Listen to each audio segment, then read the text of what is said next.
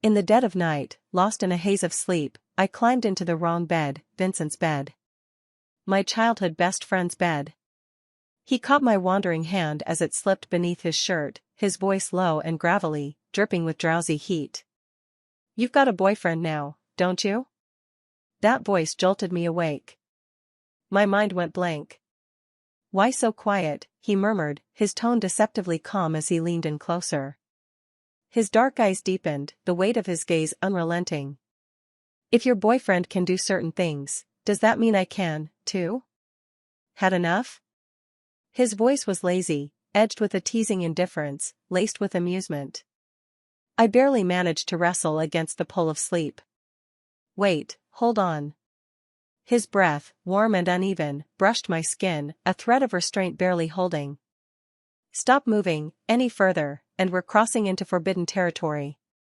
I pried my heavy eyelids open, my unfocused gaze landing on his face. Under the silver glow of moonlight, his sharp features were cast in sharp relief, the faintest smirk tugging at his lips as he watched me, utterly unhurried. "What?" I croaked, still half lost in confusion. He pressed my hand flat against his abdomen, his long fingers wrapping over mine firmly through the fabric of his shirt. His voice dropped, the rough edges brushing against my ears, the rasp in his tone sending shivers down my spine. "You've got a boyfriend, don't you?" Reality hit like a freight train as my sluggish brain caught up. My hand was resting squarely on his abs. I froze, feeling the heat of his skin through the thin material of his shirt. He wasn't letting go. "Why aren't you answering?" he asked, leaning closer, his breath warm against my skin, his eyes narrowing with playful intensity.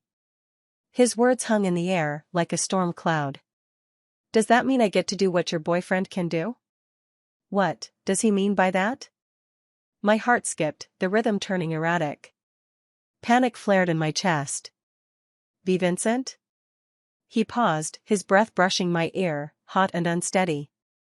"So you finally realized who I am?" he whispered. "Too late." The last syllable lingered like a sigh, disappearing into the curve of my neck. Something soft brushed against my skin, fleeting yet electrifying. I turned my head instinctively, voice trembling. "Wait." The single word seemed to freeze him mid-motion, his weight hovering above me. Silence followed. Then, suddenly, Vincent buried his face into the bed, his shoulders shaking with muffled laughter.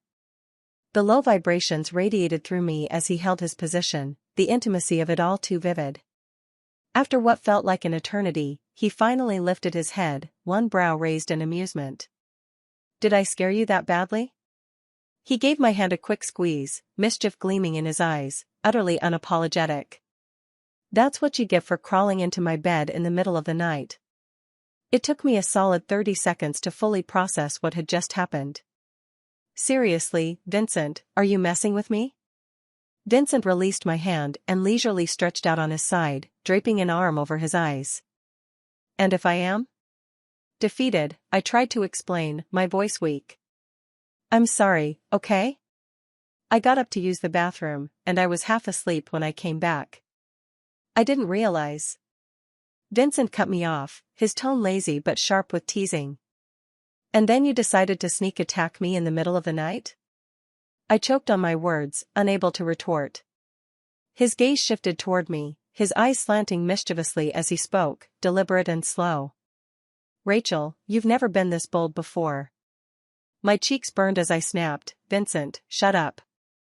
He raised a brow, but seemed wise enough to comply, his lips pressing shut. Desperate to clear my name, I tried a different approach, explaining carefully. "Remember the giant teddy bear you gave me for Christmas? I hug it every night when I sleep, so." My voice trailed off as I turned my head. Vincent had already closed his eyes, the picture of calm, as if nothing had happened. Before I could relax, I heard Luca's cautious footsteps echoing down the hallway. His voice followed, soft and careful. "Rachel. Rachel." I didn't respond, reaching out to grab Vincent's arm to shake him awake. "Vincent, wake up. Luca's looking for me." Vincent flipped over in an instant, his hand clamping over my mouth. His deep eyes locked onto mine, quiet and unflinching. "Don't say a word," he murmured, his voice calm and deliberate. His lips curved slightly as he leaned in, his breath grazing my ear. "Unless you want him to find out, you're in my bed." Luca's voice drifted closer from the next room. "Rachel, are you still awake?" Grateful that I'd remembered to shut the door, I stayed still. Vincent slowly removed his hand and asked casually, "What does he want with you this late?" "I have no idea." "Maybe it's important?" Vincent stared at me, his expression unreadable, a shadow passing through his eyes. "I don't care if you're dating him or not," he said flatly, his voice carrying an icy edge. "No letting him into your room at night. Got it?" I nodded, the tension hanging in the air. Outside, the hallway fell silent. Luca must have given up and left. Vincent rolled out of bed and crouched by his open suitcase. The faint moonlight outlined the broad expanse of his shoulders and the taper of his waist, his figure as sharp and compelling as a mountain range at dusk. I bit my lip, muttering softly, "We're in college now, and you're still bossing me around." He stilled for a moment, his hands pausing mid-search. Without looking up, he replied in a casual tone. "Already tired of me? Better get used to it, I'll probably annoy you for a long time." I exhaled, half amused, half resigned. "Fine." Turning toward the door, I added, "I'm heading back now." Before I could step out, something warm and soft draped over my shoulders. Puzzled, I glanced back. Vincent stood a few steps away, one brow lifting as he gave me a knowing look. "You're not wearing a bra. Did you seriously not notice?" It hit me like a truck. I glanced down at my chest, my face heating up like a wildfire. Damn it. Who sleeps with a bra on anyway? Vincent's expression remained calm, utterly unfazed, as he casually opened the door for me. As I slipped back into my room, he called out suddenly, stopping me in my tracks. Leaning lazily against the doorframe, his long legs crossed and his head tilted back slightly, Vincent watched me with an unreadable smile. His voice was low and laced with warning. "The next time you climb into the wrong bed, I won't let you off so easily." The next morning, Luca yanked me into his room in a panic. "Why were you sleeping like the dead last night? I called your name for ages, and you didn't even stir." Half awake, my eyes drooped lazily, a mix of exhaustion and annoyance clear in my tone. "And why, exactly, were you trying to wake me up in the middle of the night?" Luca paced the room like a caged animal, his anxiety practically radiating off him. "I didn't get a chance to talk to Anna all day yesterday. Not once." His voice climbed in desperation. "She looked at your friend Vincent more times than she looked at me." I blinked at him for a few seconds, then yawned and replied in a calm, measured tone. "Maybe that's because your plan of having me pretend to be your girlfriend is terrible." Luca groaned and clutched his head like the world was ending. "It's over. She must be into Vincent." His dramatic exclamation left me momentarily speechless. "What are you even saying?" Dropping to his knees, Luca braced himself on the floor like a man crushed under the weight of his own hopelessness. "It's obvious. That has to be it." He sank deeper into despair, practically wilting. "He's taller than me even when sitting down." I coughed lightly, glanced out the window to avoid laughing, then stretched and scratched my head. "Okay, you keep pondering that. I'm heading out." Carefully stepping around him, I tiptoed out of the room, relieved to escape. Men with a one-track mind about love are terrifying. "What were you two doing?" The casual drawl of his voice was unmistakable. I looked up to find Vincent leaning against the wall, his head tilted slightly. The clean, sharp line of his jaw caught the light, his skin glowing warmly in the sunlight. I blinked, startled, but answered honestly. "We just talked." His lips pressed into a thin line, and his brows drew together faintly, a flicker of irritation crossing his expression. 13 minutes. What? Vincent's voice grew colder, his posture tense. "You two were alone in his room for 13 minutes, and all you did was talk?" I paused to think for a moment. "Not entirely." I also yawned and stared out the window for a bit. The second the words left my mouth, Vincent reached out. His thumb brushed against my lower lip, catching me completely off guard. His lashes lowered, his voice dropping to a near whisper. "Your lips are dry." I blinked at him, confused and a little flustered. "Of course they are. I haven't put on any lip balm today." Relief flickered in his features as he turned his head away, running a hand over his face. His voice came out muffled and tinged with frustration. "Silly girl," he added, his tone half teasing, half mocking. "Do you really think lip balm is the only thing that can make your lips less dry?" I ran my fingers through my hair absently, trying to make sense of what he was getting at. "Yeah, I know. You have to drink more water too." Out of the corner of his eye, Vincent noticed my fidgeting and raised a brow. "Let me do it." I turned without protest. His cool fingers combed through my hair with surprising gentleness, moving with practiced ease. When I felt him gather my hair into a bundle, I reminded him, "My hair ties in my room." Unbothered, Vincent hummed softly in response, and in the next second, he pulled a hair tie from his pocket, securing my hair effortlessly. I turned, surprised. "Where did that come from?" He chuckled lightly, his voice rich and unhurried. "I'm always well prepared for you, Rachel." In the evening, a group of us crowded into the private cinema in the basement. "Wow, Luca, your uncle's villa is insane. It even has a cinema. And there's a rooftop pool too. Did you see it?" "Man, this place is unreal." Luca replied half-heartedly, distracted as he angrily typed away on his phone. Moments later, my phone buzzed lightly. I glanced at the screen and saw Luca's text. "Why did you bring Vincent along? Anna's been looking at him again today." "Luca, I don't think he's a good guy." I shifted my gaze to the back row, where Anna sat. Her soft curls fell gently over her shoulders, and she smiled as she leaned toward a friend, chatting animatedly. Leaning back into the plush leather seat, I typed out a reply. "I already told you. My family wouldn't let me come here alone. They insisted Vincent come with me, and you're the one who insisted I come." Vincent and I had grown up together, our parents were college friends, then neighbors after marriage, and we were even born the same year. Around adults, Vincent was always calm, mature, and dependable, earning their unwavering trust.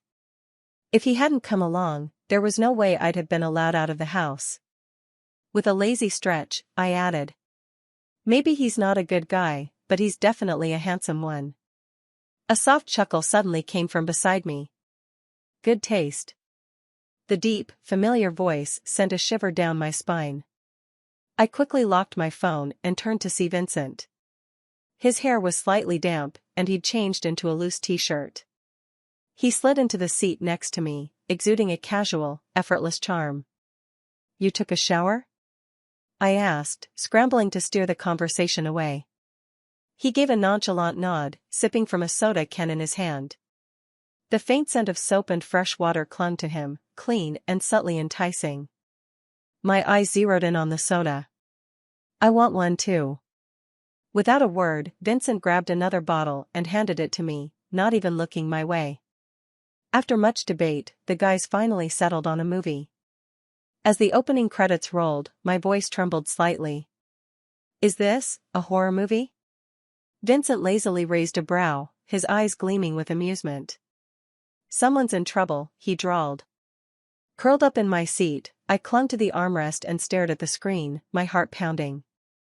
"If you're scared, don't watch," Vincent commented, stealing a quick glance at me. "But I like scary movies."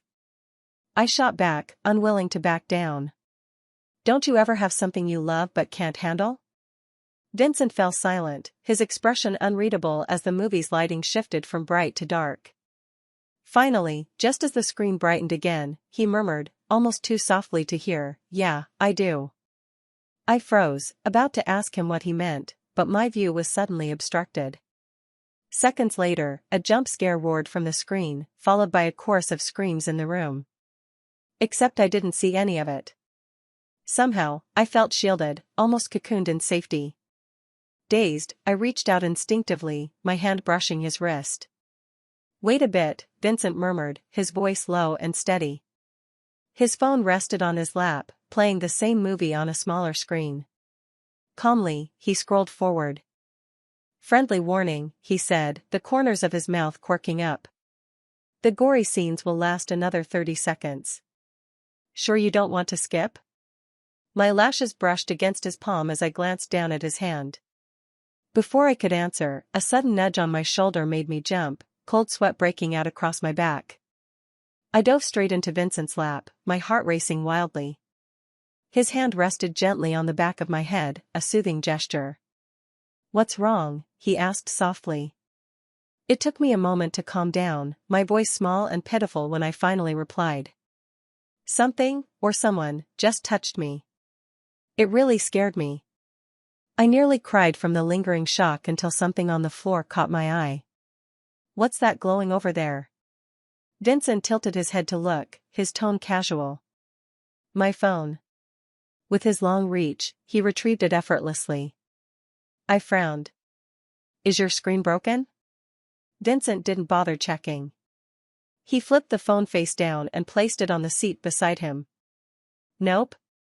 "It is," I insisted. "I just saw it." Still lounging, Vincent stretched out, his eyes half-lidded and his posture relaxed. "Are you planning to get off my lap anytime soon?" I froze, heat rushing to my face. "Or," he added, a hint of a smirk in his voice, "do you want to stay there a bit longer?" Before I could respond, a muffled shriek came from above us. I tilted my head to see Anna, her face flushed red as she excitedly whispered to her friend. "I told you they were dating. Look at how sweet they are. They're ridiculously cute together." A giant question mark popped into my mind. Amid the flickering light of the cinema, I caught a glimpse of Vincent's ears, slightly red. I couldn't look away. "Vincent," I whispered, "your ears are so red." Beneath my hand, I could feel the quick rhythm of his heartbeat. He lowered his gaze to meet mine, his Adam's apple bobbing as he swallowed. "And your heart is racing," he countered. Leaning closer, I whispered, "Are you feeling unwell?" Vincent stared at me for a long moment before replying coolly. "Shut up. And get off my lap. Now." It only took a day for my period to arrive with a vengeance. Pale-faced and drained of energy, I lay sprawled on the bed, letting out soft, pained whimpers every so often. Luca, clearly out of his depth, paced back and forth, his panic making my head spin. "What do we do? What do we do? Is it food poisoning? Should I help you to the bathroom?" I opened my mouth slightly, and Luca immediately leaned down, his ear close to my lips. "Tell me." "I'm listening." I mustered all my strength to whisper 2 words. "Shut up." Luca froze mid-step, silenced. Closing my eyes, I pressed my cheek against the pillow, trying in vain to ease the pain. The dull, heavy ache came in waves, relentless and exhausting. "Open your mouth." The familiar voice was as cold as ice, devoid of warmth, commanding yet steady. Oh no. I obeyed instinctively, letting a capsule drop onto my tongue. A long, pale hand held a glass of water to my lips. I took a sip, slow and careful. Vincent handled the entire process with practiced ease, handing me the pill, offering water, all with a calm, detached expression. His movements were deliberate, gentle, almost clinical. Then he asked, his tone as matter-of-fact as a statement. "She had something cold this morning?" "Yeah," Luca answered without hesitation. "We had ice cream together." Vincent's jaw tightened, a flicker of anger darkening his usually composed demeanor. "You do realize eating cold food during her period makes her pain worse, right?" Luca blinked, looking utterly lost. "What? Was I supposed to know that?" A tense silence followed, broken only by the faint sound of Vincent's slow, exasperated breath. After a moment, he let out a sharp, humorless laugh. "You better leave now," he said evenly, but there was a sharp edge to his voice. "Before I lose control and punch you." Luca didn't need to be told twice. He bolted. The room settled into silence again. Vincent's voice, low and laced with sarcasm, broke through the quiet. Rachel, you really have a great eye for men. Is this your type? Feigning a groan, I murmured weakly, I feel terrible. The truth was, the pain had eased a little, but I didn't want him to continue. As expected, Vincent dropped the subject. He adjusted the air conditioning, tucked the blanket snugly around me, and drew the curtains to dim the room. A soft rustling sound came from beside me, followed by the gentle weight of his hand resting on my curled-up abdomen. Warmth seeped through, soothing and comforting. His fingers moved slightly, brushing against the uneven ridges of an old scar. The memories hit me like a wave. 3 years ago, a drunken maniac had come at me with a knife. Vincent had pulled me behind him without hesitation, shielding me as chaos erupted around us. In the struggle, his right forearm was slashed, the blade leaving a deep gash. Blood had dripped steadily from his fingertips, staining the floor beneath him. The wound had required countless stitches, and even after it healed, the scar remained, a jagged reminder of that night. When his muscles tensed, the mark looked particularly fierce. My fingers traced the bracelet on his wrist absent-mindedly, the soothing motion lulling me to sleep. When I woke again, it was late, the air in the room feeling stifling. I stepped outside to the garden for a breath of fresh air. Hurried footsteps approached from behind. Luca caught up, his face anxious. What are you doing out here alone? Are you feeling better? I stretched lazily, not in the mood for much conversation. I'm fine, I mumbled. We strolled quietly for a while before Luca scratched at the corner of his mouth, frowning slightly.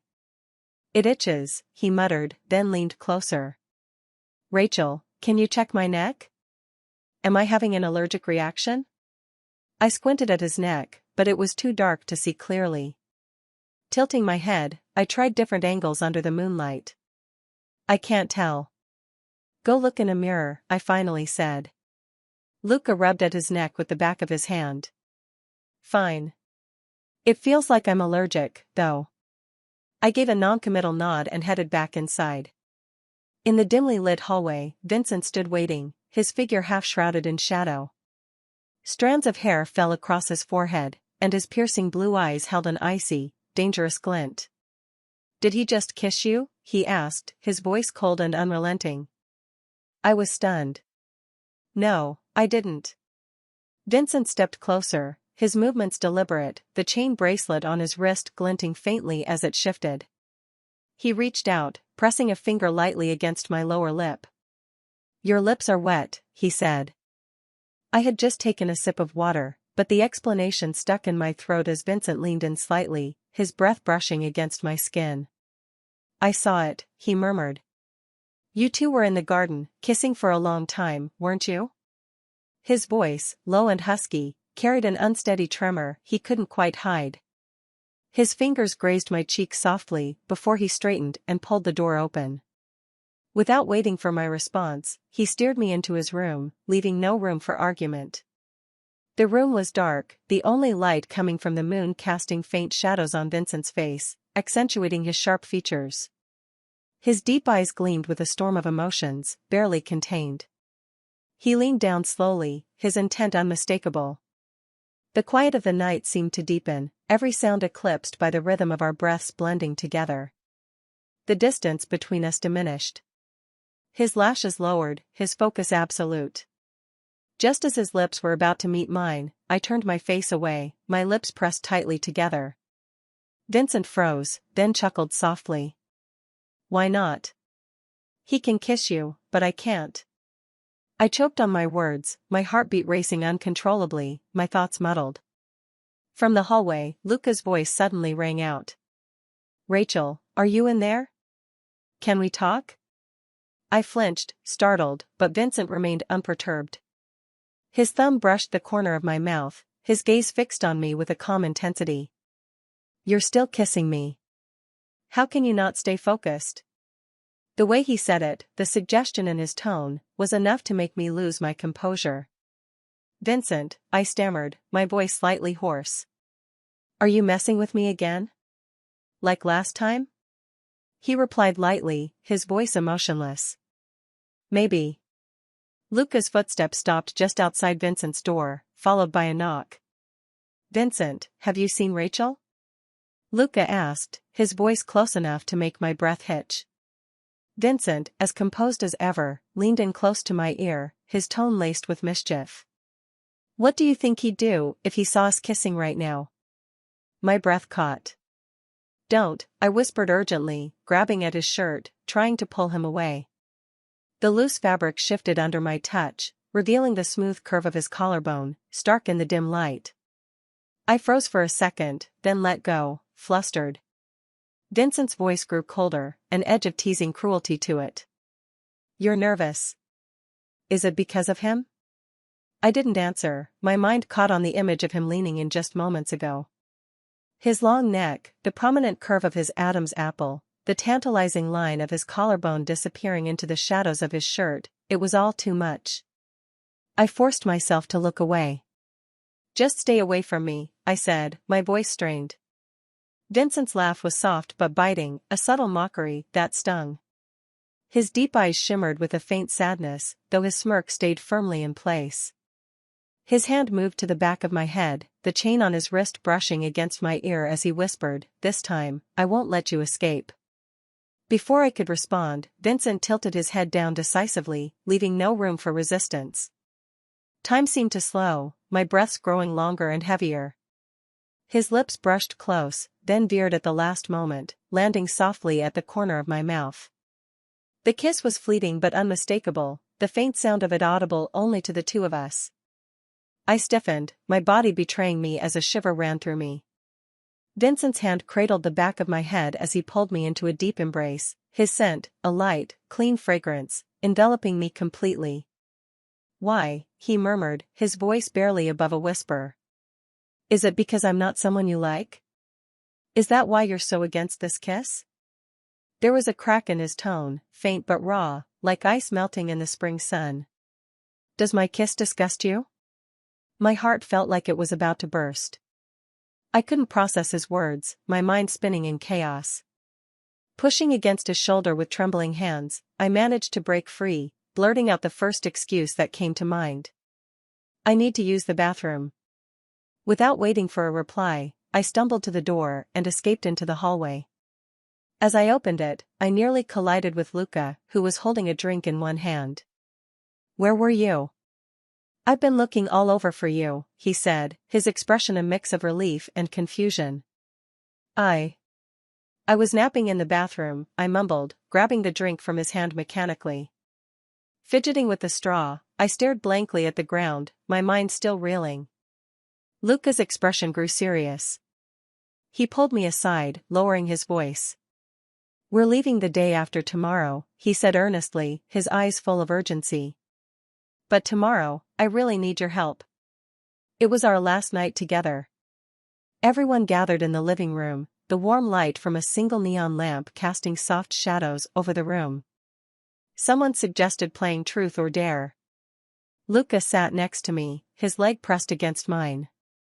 He leaned in nervously, whispering into my ear, "So, is Anna watching us?" I turned to glance in her direction. Anna's expression was less than friendly, her eyes fixed on Luca with thinly veiled disdain. "Yes, she's watching," I said hesitantly. Luca stiffened beside me, visibly uneasy. "Do you think she's jealous?" I paused, trying to find the right words. "It doesn't seem like it." Before I could say more, the weight of another gaze fell heavily on me. It was impossible to ignore. I glanced up briefly and found Vincent staring down at his phone.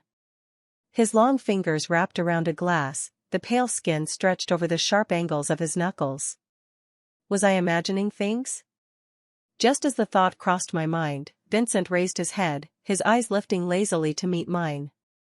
Our gazes locked in midair, the moment stretching out uncomfortably.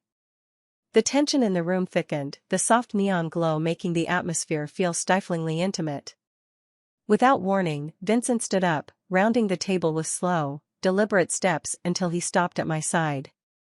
I held my breath. But he only reached down for a can of beer, cracking it open with a soft hiss. Luca, now displaced, was forced to scoot over. Confused, he muttered under his breath, "But, there's beer on that side too." Did he really need to come all the way over here? Vincent took a sip, the movement of his throat deliberate, the sound of him swallowing unnervingly clear in the quiet room. Shadows danced across his profile as he turned slightly, speaking with a calm, detached tone. "You stole away the first love I've held on to for 18 years. Am I not allowed to steal a beer from this side of the room?" The words landed so lightly they could have been mistaken for a joke. The room burst into laughter, though there was a nervous edge to it. Luca's ears flushed bright red, and he rubbed at them awkwardly, clearly embarrassed. He quickly changed the subject. "Let's start playing Truth or Dare." The beer bottle spun on the floor, the glass catching the light as it whirled. Luca leaned close to me again, murmuring, "You've got to help me out here." I nodded. "Don't forget your promise," I reminded him. "Don't worry," he said, ruffling his hair distractedly. We both watched the bottle intently as it slowed, the neck wobbling before it stopped, pointing squarely at Luca. A girl was up to ask the question, though she seemed hesitant, her eyes darting nervously. Anna leaned in, whispering something to her with a slight frown. The girl looked uncomfortable, but finally spoke, her words hesitant and disjointed. "Luca, do you ever feel like some of the things you do are, kind of gross?" The room fell silent, the playful atmosphere evaporating in an instant. The laughter froze on everyone's faces. Luca's expression crumpled slightly, his gaze darting toward Anna, who was staring off to the side, aloof. "I don't think so," he mumbled, looking visibly deflated. Someone quickly spun the bottle again, trying to break the awkward tension. After several rounds, Luca slumped into the couch, clearly disheartened. I was about to say something comforting when the bottle stopped, pointing directly at me. Vincent, seated across the room, placed his glass on the table with a deliberate clink. I blinked, momentarily distracted. Vincent rarely drank, even at bars, where he would sip sparingly while I downed glass after glass. I still remembered asking him why that night. "Because I can't drink when I'm sitting with someone I don't like," he had said bluntly, his words sharp yet tinged with amusement. And besides, he had added with a faint smile, steadying me as I nearly stumbled into a wall, "between the two of us, someone needs to stay sober." Now, though, Vincent seemed to have had more than his usual limit. He looked at me, his dark eyes steady, luminous like the moon on a pitch-black night. His calm voice cut through the chatter. "Do you like Luca?" The playful smiles froze on everyone's faces again, the tension creeping back into the room. I inhaled deeply, my mind racing. Luca and I had a deal, I couldn't betray him. But as I hesitated, I caught a glimpse of Vincent's hand gripping his phone tightly, the veins on the back of his hand standing out. His fingers trembled slightly, just enough for me to notice. My heart clenched unexpectedly. The word "like" nearly escaped my lips, but twisted at the last second. "He's okay," I muttered vaguely. Vincent's hand relaxed, and the phone slipped from his grip, hitting the seat beside him with a dull thud. He picked up his glass again, taking a long sip.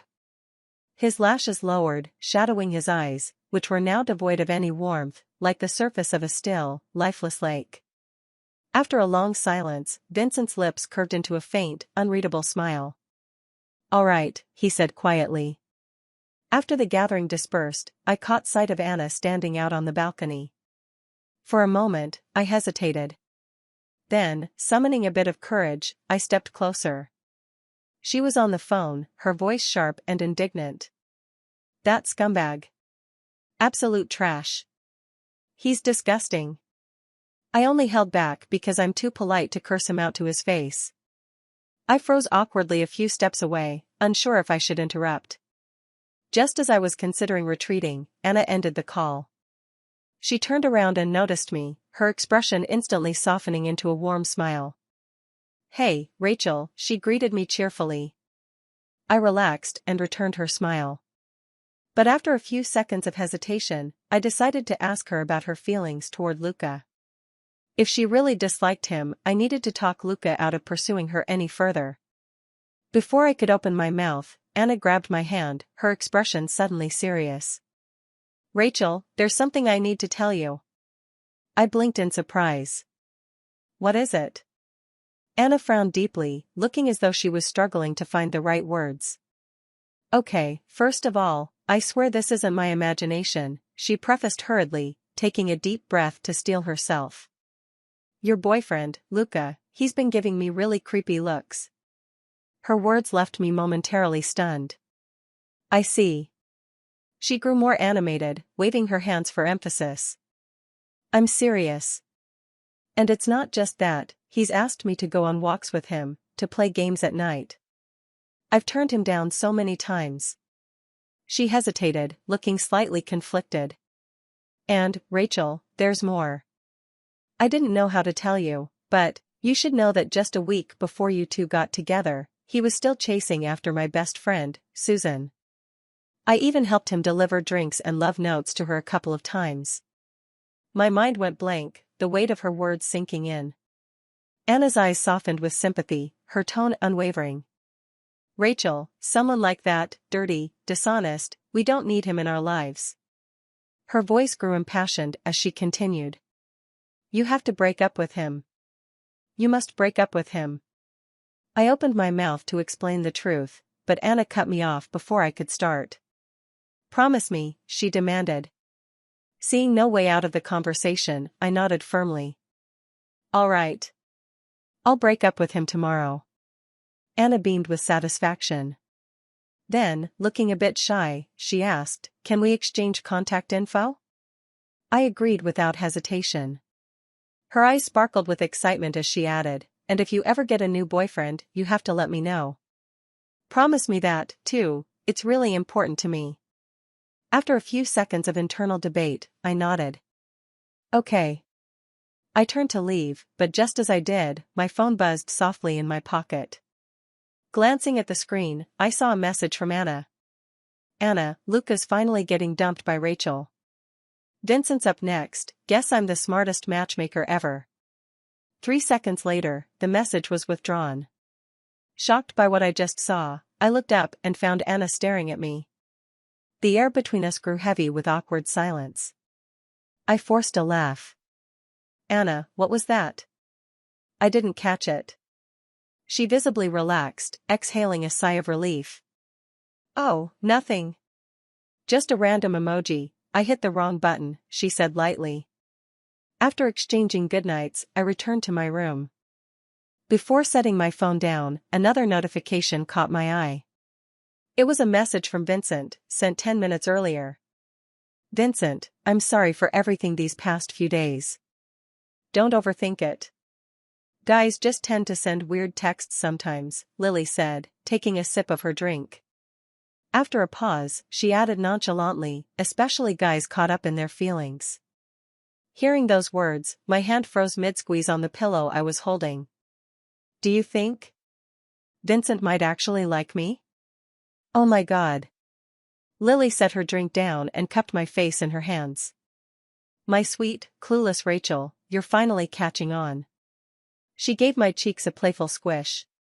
When did this epiphany happen? Mumbling through puffed lips, I replied, probably the day I accidentally climbed into his bed. Lily sighed deeply, a blend of exasperation and pity. Honestly, I feel a little bad for the guy. She leaned back, counting on her fingers. Since high school, he's been biking you to and from school, bringing you coffee, tutoring you. I mean, come on. I blinked. But he wasn't any different in middle school, or elementary school, for that matter. Well, except we had a school bus back then. Lily groaned, rubbing her temples. Seriously? You never suspected he liked you, not even a little? I flopped onto the couch and stared at the ceiling. Sometimes I wondered. But you know how he is, he's always been kind and thoughtful. It's hard to read too much into it. Dropping my gaze, I continued. And besides, our families are so close. What if I'm wrong? That'd just make everything awkward. I sighed, fiddling with the pillow again. We've been friends for so many years. Even if we both move on and fall for other people, at least we could still laugh and be at ease when we meet. I don't want to ruin that. Lily opened her mouth to respond, but before she could, my phone buzzed. It was Vincent. Vincent, when are you coming home? Remembering my plans with Lily, I texted back honestly. Me, not tonight. The typing indicator popped up on his end and lingered for what felt like forever. Finally, his reply came, Vincent, can I come pick you up? Frustrated and overwhelmed by the entire situation, I typed back curtly. Me, no. Satisfied, I put the phone down, determined to spend the night hashing everything out with Lily. But the peace didn't last long. The phone rang a moment later, Vincent calling directly. After a pause, I sighed and picked up. Hello? Rachel, his voice came through, rough and hesitant, with a faint tremor I couldn't ignore. Can I come pick you up? Please? I'd rather not, I said firmly. I really don't feel like going home tonight. Lily's eyes widened as she waved her hands around dramatically. Mouthing, is that Vincent? At that exact moment, Vincent softly asked. Are you with Luca? His voice was so quiet, almost like a sigh, I barely caught the words. Distracted, I glanced at Lily and answered absent-mindedly, yes. The silence on the other end stretched on, long and heavy. I frowned. Vincent? You still there? Lily froze mid-gesture, watching me intently. Maybe the signal's bad, I muttered, just as I was about to hang up. Then, suddenly.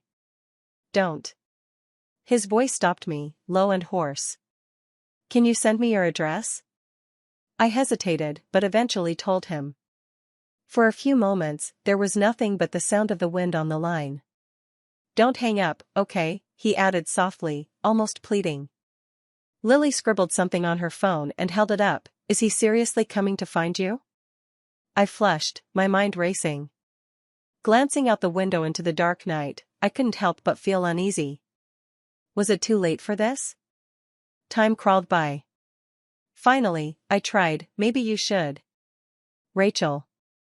His voice interrupted, distant yet intimate, carrying a weight I couldn't name. The bracelet you gave me, he said, quiet and steady. I've worn it for 10 years. The breeze stirred the curtains as his words settled in the air. You can't just do this to me, he said, and the faintest tremor laced his tone. I swallowed hard, my heart pounding against my ribs. I'm downstairs. When I was 8, I gave him a woven bracelet. Looking at it now, it seems cheap and childish. Mine was red, and I lost it after wearing it for a month. His was black, and he kept it on, wearing it all through high school. From Lily's bedroom window, I could see Vincent's tall, slender figure, standing outside. His phone was pressed to his ear, waiting silently. The moonlight was faint, and Vincent's naturally cool features were swallowed by shadows, like a still, tranquil painting. He was looking up at the building, and I was watching him. We stood there, silent for a moment. Suddenly, an unexpected surge of courage pushed me forward. Vincent. I held my phone to my ear, stepping outside. Vincent turned his head, his expression softening into a gentle smile. Rachel. His voice, though muffled by the summer night's breeze, was clear in my ear. I can't accept it. Vincent's eyes seemed to catch the dim moonlight, reflecting a hint of sadness. I knew you before he did, he said, his voice quivering slightly. I just can't accept it. He smiled faintly, his words trembling. I was so close to having you. He paused for a second, as if to steady himself. For all these years, how could I just give up? I pressed my lips together, feeling a knot tighten in my chest. I stepped closer, inspecting his face. Did you cry? I asked softly. Vincent turned his head slightly, avoiding my gaze. No, my eyes are just a little red, he said, his voice faint as he shielded his face with his phone. Don't look. I reached out, gently tugging on the bracelet on his wrist. I couldn't hear you clearly from over there. Go on, keep talking. I'm listening. Vincent tilted his head slightly, his gaze locking with mine. The tension in his eyes softened. He spoke quietly, his words deliberate, as if he was sharing something deeply personal. Do you remember your 18th birthday? It was on Christmas during your first year of college.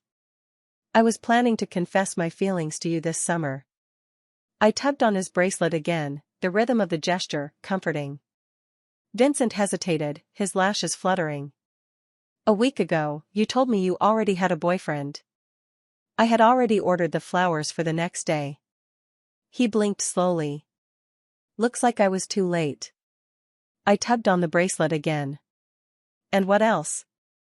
I pressed. Besides the flowers, what else? Vincent's lips tightened, and he said, his voice steady but soft. 2 tickets to the Arctic Oceanarium, along with the admission tickets. You love sea otters, don't you? I smiled, lowering my gaze. The flowers, the confession, the sea otters. Yes, I really do. I let my hand trail lightly over Vincent's hand, feeling the warmth of his palm before intertwining my fingers with his, the connection solid and complete. Vincent, you really do know me well. I saw confusion flicker in his eyes, the mystery lingering there. He didn't say anything, didn't struggle. He just stood quietly, letting me talk, as if waiting for me to figure it all out. I felt a little giddy, imagining a trip to the Arctic Oceanarium with him. Then it hit me, the matter with my boyfriend was still unresolved. Oh, about the boyfriend thing, it's not real. Luca asked me to pretend to be his girlfriend because he's actually interested in someone else. I looked at him sympathetically. But I don't think he's going to get anywhere with that. Vincent watched me silently for a while. Why did you agree to it? He asked, his voice low. I avoided his gaze, looking down. The fake girlfriend thing, 1,000 a week.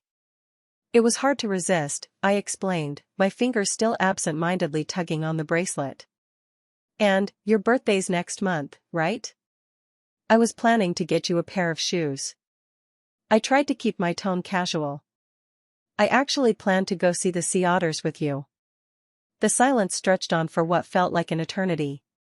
Suddenly, Vincent laughed lightly, though he remained silent afterward. I didn't dare lift my gaze, but neither did he lower his head. We stood there until several lights in the building above us flickered off. Then, Vincent spoke again, his voice calm but firm. Don't buy me shoes. Save that money and get something for yourself. His eyes crinkled with a gentle smile, a quiet shimmer in the depths of his gaze. Thank you. I stifled a smile, but when I looked up at him, I let the smile fade and furrowed my brow. You sound like my dad, I teased. Always saying not to waste money, but then looking happier than anyone when he gets a gift. I feigned indifference, saying, since you don't want them, I guess I'll give them to Luca. His birthday's next month. Vincent covered my mouth with his hand, his tone cold but his eyes sparkling with mischief. You wouldn't dare. I muttered, hypocritical man. Vincent released my mouth and gently traced my fingers with his, each touch deliberate and soft. He raised an eyebrow, and in a slow, measured voice, asked. Will you be my girlfriend? I smiled, shaking my head. Dream on. I gave his hand a little shake, still holding on to it. What about the flowers? The confession? The sea otters? Vincent grinned. He reached out, taking my other hand and gently holding it in his. Wait for me. It'll all happen. I let my gaze sweep over his face, feeling the heat rise in my cheeks. All right, I'll wait. I slowly pulled my hand free from his.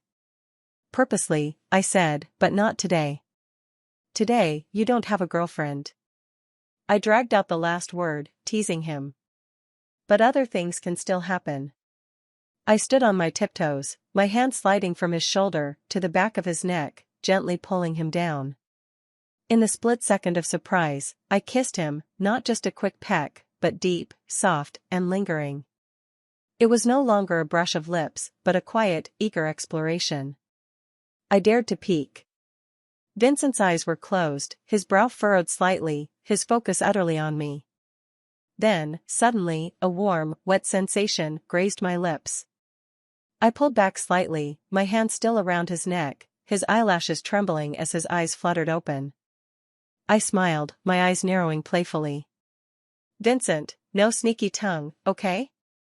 After I got home, I messaged Luca to tell him about Anna. Luca, what do you mean? Are you saying Anna hates me? I bit my lip, trying to suppress a laugh. Me, who gave you that terrible idea of getting someone to pretend to be your girlfriend? Luca, my uncle. Me, and you even tried to pursue her best friend. Luca, what? I've always been after her. I just asked her friend to help. Me, give it up. Stop bothering her. I leaned back, resting my head on Vincent's shoulder. He was curled up on the couch, dozing off. With my movement, he slowly lifted his eyelids, rubbing his face tiredly, his hair slightly tousled. I stared at Vincent's side profile for a moment, then looked down to reply to Luca. Actually, your method worked a little. Vincent and I are together now. Luca replied almost instantly. What? Really? At the same time, Anna's message popped up. That's awesome. I'm proud of your choice. Let Luca go to hell. Vincent lazily leaned back against the couch, closing his eyes for a moment before opening them again. His voice was slightly hoarse. I bought tickets for the day after tomorrow, and I booked the hotel. The schedule is all set. The warm sunlight cast a shadow across his nose, and his Adam's apple moved slowly as he spoke. There was a faint smile in his eyes as he lazily reached out, brushing my cheek. You're such a torment. I glanced at my parents. They were gathered around the dining table, chatting excitedly with Vincent's parents. Suddenly, my phone was snatched away. I looked up to see Vincent's tall figure walking away with it. He went into the room, casually tossing out a line. I need to clear my head. What was Vincent doing with my phone? I froze for a moment, then hurriedly stood up to follow him. I twisted the door handle. Vincent, you. Just then, a hand gently gripped my wrist, pulling me inside. Vincent's eyes curled slightly as he pinned me against the door. What are you doing with my phone? He half closed his eyes and tilted his head, smoothing the hair by my ear. Didn't I say I wanted to clear my head? Then what are you doing now? Vincent's voice was deep, each word effortlessly captivating.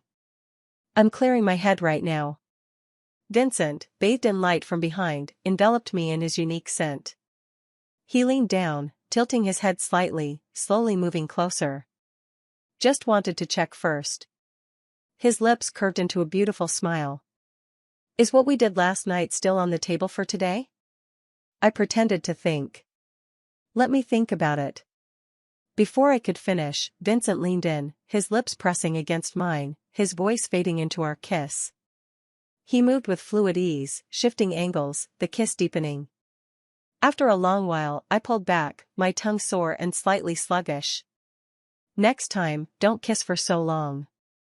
Vincent seemed fully awake now. He grinned. At that moment, the door was knocked lightly, then swung open, revealing our parents smiling warmly at us. My mom, holding the keys, looked at us with a kind expression. Well? How long has this been going on? The past couple of days, my mom and Vincent's mom would casually sit beside me, speaking in calm tones but asking all sorts of prying questions about the relationship details. I couldn't stand it. One time, I couldn't hold back and said, "Why don't you ask Vincent?" My mom smiled warmly. He's on high alert. He won't let anything slip. After we set off, I breathed a sigh of relief. Thank God. On the train, I woke up halfway through the ride and groggily asked Vincent, "Why aren't you sleeping?" Vincent, his eyes half closed and still showing traces of sleepiness, answered slowly, "I barely closed my eyes for 5 minutes, and your head hit the window." I was shocked. Really? Vincent chuckled softly but didn't say more. I straightened up, dramatically saying, "I won't sleep either. You sleep a little longer, I'll wake you when we arrive." Half an hour later, I was sound asleep, my head resting on Vincent's arm. I woke up just as we were arriving at the station, drowsy and blinking my eyes. The crowd was thick, and Vincent, dragging 2 suitcases, told me, "You walk in front of me." I looked up, confused. Why? He scanned the surroundings quickly, then lowered his head and explained softly, "If you walk behind, I won't be able to see you." We arrived at the hotel, and we had booked 2 separate rooms. We spent the rest of the day resting, with Vincent lying on the bed to catch up on sleep. He lay on his side, his hair soft and tousled, his face peaceful as he slept, breathing evenly. I couldn't help but smile, sneaking up toward him. The moment I touched him, Vincent woke up. He smiled faintly, looking effortlessly handsome, his thick eyelashes fluttering. His voice was rough from just waking. "You're trying to steal a kiss again?" I grinned, my eyes narrowing in amusement. "How can kissing my boyfriend be called a stealing?" Vincent, with his eyes still closed, spoke slowly. "I haven't confessed yet." "When did I become your boyfriend?" He pulled me into the bed, wrapping his arms around me, his hand resting on my back. "Stay and sleep with me." I inhaled the fresh, clean scent around him, feeling calm and eventually falling asleep. On the 3rd day, we went to see the sea otters. I was completely melted by their cuteness. "That furry little face is just too unfair," I exclaimed excitedly, turning to share with Vincent. "Look, it even rubs its cheeks like this, it's so adorable." I cupped my hands around my face and mimicked rubbing my cheeks. Vincent chuckled softly, his hand resting in a fist by his lips as he turned his head slightly, unable to hold back a light laugh. When he turned back, he toned down the smile, becoming serious. "Yeah, it's really cute." I slowly lowered my hands, fixing my gaze on him, my expression stern. Vincent raised an eyebrow, slightly tilting his head as he looked at me, his smile widening. "Even when you're upset, you're still cute." When we got home, I relaxed for 2 days. On the 3rd day, just after waking up, a delicate, fragrant floral scent filled the air. Vincent was sitting on my bed, holding a graceful bouquet, his face tilted slightly toward me, with a soft, pleasant smile as he gazed down at me. I buried myself under the blanket, leaving only my eyes visible, and mumbled, "What is it?" I haven't even fully woken up yet. I couldn't wait any longer. Vincent leaned down slightly, meeting my gaze.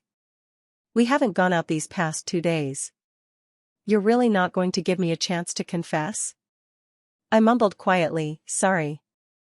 I forgot." "That's okay, actually." I took the bouquet from him, running my fingers over the petals. "Thank you for the flowers. They're really beautiful." The curtains were only half drawn, and sunlight poured through, casting a warm glow on Vincent.